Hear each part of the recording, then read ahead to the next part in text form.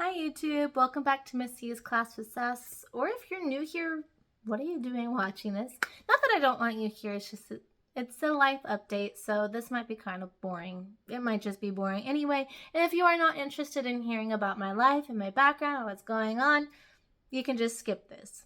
Please no negative comments or only constructive criticism. Let's make this a positive community. Anyway, if you are new here, my name is Courtney, or as the kiddos call me, Miss C, and I teach in the Central Valley of California. I kind of wanted to go ahead and start with an apology because it has been so long since I've been on here. What? 2 years? I want to say it was like August or September of 2021. So obviously it has been a very long time, and I don't even know if I finished the classroom setup series. Sorry. Like, to my subscribers, the very few of you that there are, I do apologize. I appreciate you, but I kind of want to give you an update and an explanation because you deserve to know what's going on if you are actually interested, and why I haven't been posting. So let's get into it.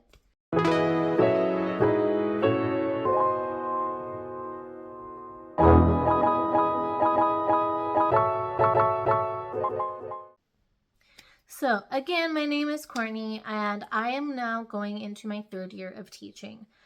A bit of a backstory, I've taught at 3 different schools in 3 different districts, and it's been kind of a wild ride. So I don't want to go too into detail.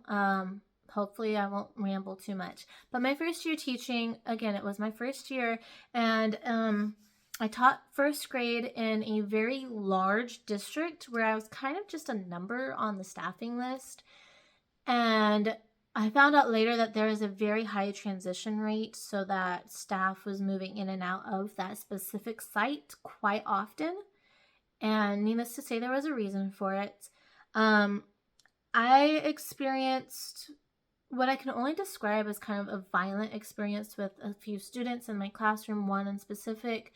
And I did not receive admin support that I now know I deserved, especially as a first year classroom. And even my students deserve that because it was not a safe or healthy or positive environment for anyone in that classroom.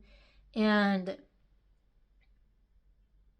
yeah, I mean, I know that I have some PTSD from it because I like have a trust issues, and I can go way into that, but I'm not going to. We've all, well, hopefully we have not all, but if you have experienced something along those lines, you know what it's like, and you know that it was not a good environment to really be teaching in, and it ended up working out for the best because I was not asked to return. I yeah, I was not asked to return, and I did not really mind. That was me teaching in the 18-19 school year, and so the following school year was when COVID started. God works in mysterious ways. Obviously, I was not meant to be in the classroom during COVID, and he just helped me and my parents, especially because both of them were always high risk with diabetes and heart disease and different things, to the point where I'm glad that I was not in the classroom and possibly bringing something home to them. So I took about a 2-year break between 2019 to 2021. And in that time, I was just doing a lot of research, trying to get better, learn a lot more about classroom management. And then come some point during the summer of 2021, I was hired again. This time I was in a rural district at in a new district, obviously, and I was teaching kindergarten. I loved that opportunity. I am so grateful for it. I did bring some of my trauma to it, to the point where I was afraid, if that makes sense, but my admin really helped me, so that I went from being afraid at the beginning of the year to feeling a lot more confident. And by February, I was told, because obviously as a is that what they're called? Probationary hire. Obviously, I was being observed and evaluated, and our learning director had told me in that last evaluation meeting that I was on track to be asked to return for the following school year. But come May, I was told otherwise. And basically, I was trying to scramble to get rehired, and it just did not work out. Just kind of a reason for that, at least what I understand now, was that there was a 6th grade teacher who was losing her position because of enrollment numbers, and there just wasn't enough for her to keep hers. So they moved her down into where I was in kindergarten, and it was just kind of a last one in, first one out scenario. Again, it ended up working out for the best because this year there was some family drama that ended up occurring to the point where if I had been working full time in a classroom, I would not have been able to handle all of it. And again, God works in mysterious ways to the point where he knew what he was doing, and I was where I needed to be at that time. And again, it ended up working out again for the best because I started getting my master's. So I started my master's at Grand Canyon University. If you're familiar with the program, I am really enjoying it. I'm getting my master's in early childhood education online. And so how it works is there are 6 weeks for each class, and you do, I want to say there's 2 discussion prompts, an assignment, and then you have to make 3 responses to someone else's discussion responses. And then later on in the courses, you'll also start doing field experience. So that's what I've been doing this school year. I was able to reconnect with some of my previous co-teachers, and right now I'm actually helping one of them in her transitional kindergarten classroom, and I'm really enjoying that. We even have a field trip to what's called Storyland, and that will be tomorrow, thinking about it, so we get to have fun with that. We'll see how that goes, because they're kind of a wild bunch, but that's just how kids are nowadays, it seems. And anyway, as of today, I am officially rehired in a new school district. It is, again, rural, but it is tiny. Like, there's literally 1 elementary, 1 middle school, and 1 high school in the whole district. And so I will be one of 2 kindergarten teachers at the site, and there will also be a transitional kindergarten teacher who's part of the team. When I was hired, I am basically replacing a teacher who is moving out of the state. Like, they left amicably, whatever that word is, amicably. So it was for their own good. Everybody understood. And so that's where I came in. Now I found out that the teacher that was there during my interview and who was originally going to be returning this school year is also leaving the site.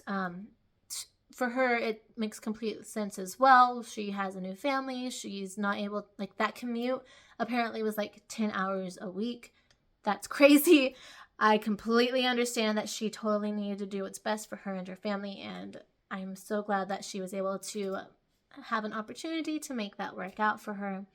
But what that means is that I do not know who my team teacher is going to be next school year, and that also means that both of us, whoever is yet to be hired and myself, are going to be learning the site and the ins and outs of it, and like the assessments and the curriculums that are required there, and just we're both going to kind of be learning as we go.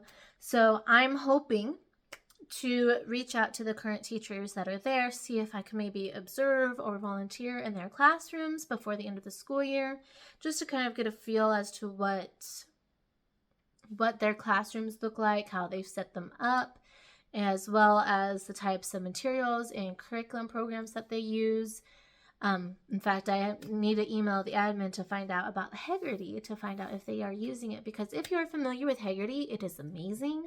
If you're not, it's for phonological and phonemic awareness, and it is so effective with the daily practice. And I found that my students last year were so much stronger in the skills of segmenting and mixing and just syllabification, so many different things, and they were a lot better prepared for decoding and reading than they would have been with solely letters skills.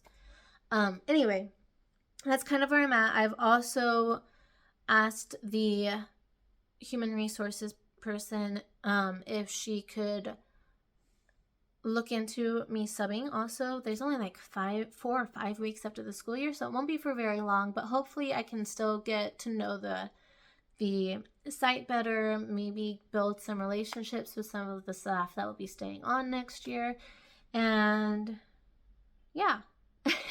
So I apologize because I probably rambled on a lot further, and I would not be surprised if anybody is not watching this anymore. But if you did, thank you very much. Please hit the like button. If you did not enjoy it, that's fine if you don't. I completely understand that this is not a video for everybody, but I just felt that my followers deserved a explanation about what's going on. And for the future, I know that I have like a schedule, like a routine that I have in my mind that I know I can work to be better about posting vlogs on YouTube. So I know that there will be a classroom setup series whenever that is. And I'm hoping to do either a weekly or maybe twice a month vlogs when the school year starts. So if you have any ideas about what you might like to see, please leave a comment. If you have any questions, also please leave a comment. I will not be giving any confidential information or any more about my identity or my location, as for safety reasons. And yeah, and you might want to hit the subscribe button, because again, there will be a classroom setup series, and I hope to like give some tips to help, perhaps maybe help some other teachers, specifically first years. I know that the YouTube is where I got a lot of ideas, and I will be making these specific to kindergarten or at least early elementary, as that is my specialty, and it's hard to find grade level specific videos out there. So hopefully I can help someone with that. And there might, I can't dedicate myself to it yet because I don't know what the summer is going to look like, but there might be a summer preparation video coming up as well. Just kind of wanted to give you guys a heads up as to what to look for and what's going on in my life, and kind of explain what's going on. So if you like this, again, please hit a like. If not, don't worry about it. Don't feel like you have to or obligated. I completely understand that this video will not be for everybody. But if you're still here, thank you for staying, and I hope you have a great day, and I will see you next time. Bye.